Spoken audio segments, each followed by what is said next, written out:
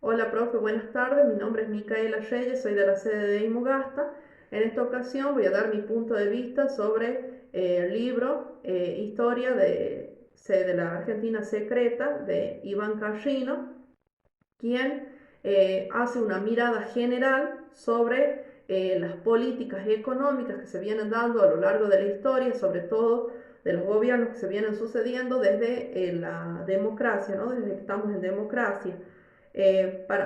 Antes de comenzar, decir que es un libro muy interesante que nos va a permitir comprender el por qué estamos como estamos en lo que respecta a la economía, ¿no?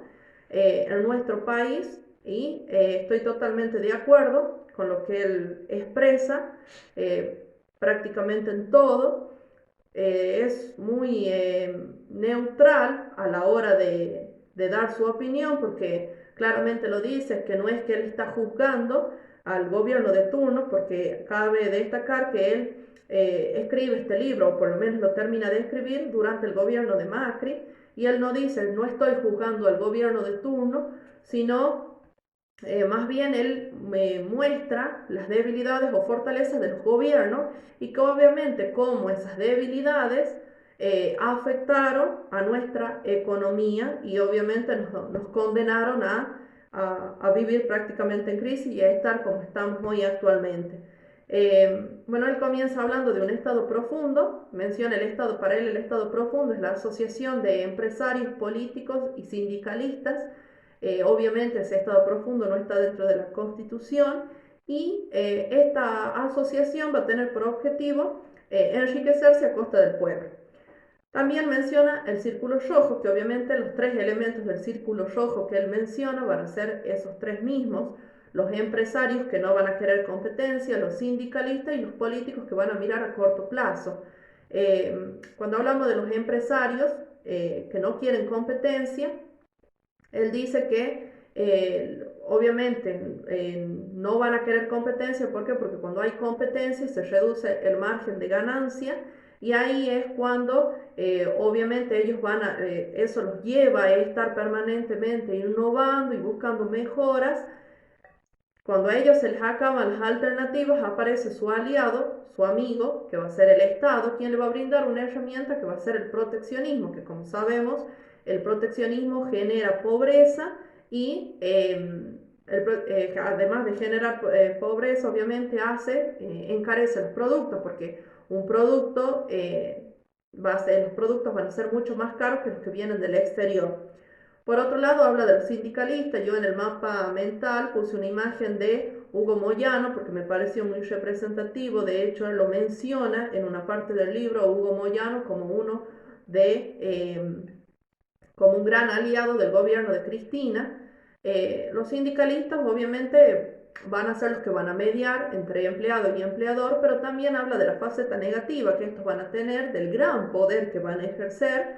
Y por último, como tercer elemento de este círculo rojo, menciona a los políticos que miran a corto plazo. Yo ahí puse en el mapa mental una imagen dentro de lo que es el corto plazo, en donde salen tres urnas. En una hay comida, en otra hay un regalo y en otra hay una escalera. ¿Por qué? Porque el autor dice que los políticos van a intentar llegar a toda costa, a conseguir votos para llegar al poder. ¿Y cómo lo van a hacer? Optando por estrategias populistas, ayudas sociales, créditos baratos. De esa forma ellos van a llegar. También menciona el corporativismo como el que toma las decisiones sobre la sociedad, es decir, las decisiones sobre cómo va a ser la economía en nuestra sociedad está manejado por ese corporativismo. Por otra parte, él se hace una pregunta. Él dice, ¿por qué no fuimos a Australia? ¿Por qué se hace esa pregunta? Porque él dice que no es que él lo dice, fue así. En realidad, en un momento, sobre todo a finales del siglo XIX y comienzos del siglo XX, Argentina, la economía argentina fue similar a la de Australia en el momento en que estaba en auge el modelo agroexportador. Y él dice, ¿por qué Australia hoy hace 25 años que crece económicamente sin interrupciones, y nosotros cada vez vamos de mal en peor? Bueno, él ahí destaca algo, obviamente menciona otros puntos, pero ahí destaca algo que es el tema del derecho a la propiedad privada. En Australia se respeta el derecho a la propiedad privada, cosa que en nuestro país no sucede. De hecho, en el caso del subsuelo, nuestro país el Estado es el dueño del subsuelo y él dice que eso tiene que ver, se remota a 1853, a las bases de la Constitución, en donde no lo establece, no establece que se debe respetar eso, ¿no? Después él empieza a hablar hay un título en el libro que se llama El país de las desmesuras, haciendo referencia al caudillismo, al déficit fiscal, a la inflación. Él dice que todo eso se profundizó con la década del 40, con la llegada de Perón, porque Juan Domingo Perón va a optar por el modelo de lo que es la industrialización por sustitución de las importaciones, en donde obviamente el Estado pasa a regular todo. Después menciona la llegada de Menem, en donde habla del neoliberalismo de Menem. Menem va a tomar dos decisiones. Una va a ser la privatización de empresas públicas y por otro lado va a ser el tema del plan de convertibilidad, el famoso 1 a 1, que obviamente no tuvo, o sea, dio resultado en ese momento, pero terminó en una de las mayores crisis de la historia, que fue el corralito en el 2001. Pero también ahí el autor destaca algo importante en esa parte, diciendo que eso no significa que el liberalismo haya fracasado, sino que obviamente en conjunto con otros puntos que de la economía, como lo que es la inflación y lo que es el déficit fiscal, es como que fue una explosión. Pero eso no significa que el liberalismo haya fracasado. Eso lo deja bien en claro porque de hecho él durante todo el libro, él obviamente es claramente, su pensamiento es claramente liberal, ¿no?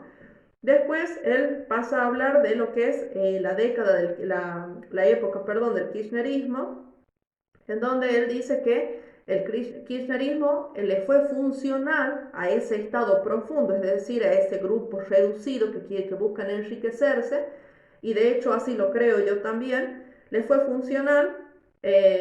También menciona que le fue funcional los sindicalistas, ahí es donde lo nombra Hugo Moyano, porque explica que mientras Hugo Moyano le daba su apoyo al Estado, ¿por qué le daba su apoyo? Porque en los primeros años los sindicalistas se vieron beneficiados, ¿no?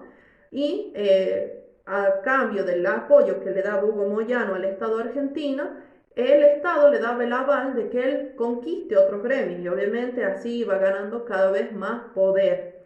Después él va, por último, él hace una comparación, lo compara a Macri con Ronald Reagan, que fue un presidente norteamericano.